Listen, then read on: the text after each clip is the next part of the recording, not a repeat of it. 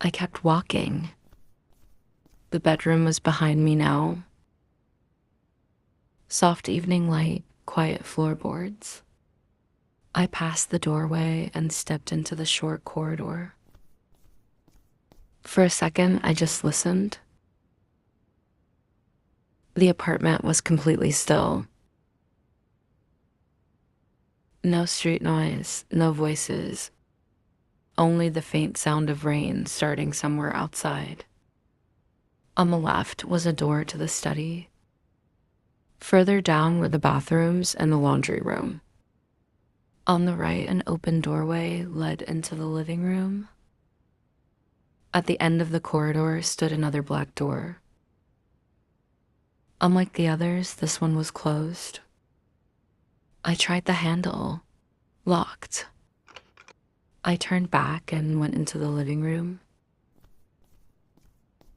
It was quiet and warm, lit by the soft evening light coming through the windows. I crossed it without really looking around, then turned toward the kitchen. The hunger hit the moment I entered. I opened the fridge. It was one of those large double-door fridges. I just stared at it for a second. It made every normal fridge look like a joke. Glass containers with chopped vegetables, berries, leafy greens, plain yogurt, a few carefully portioned healthy meals. One of the doors held oat milk and a green smoothie that had already started to separate. Not even eggs.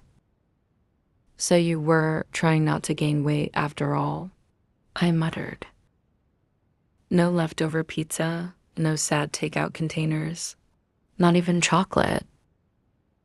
I took out a container of vegetables and a yogurt and ate standing at the counter. The food was fresh and plain. It looked like it belonged to someone who planned her weeks in advance. When I finished eating, I opened the upper cupboard out of pure curiosity. Plates, glasses, meat jars, and there, on the bottom shelf, a bag of ground coffee and a small mocha pot. I stared at it.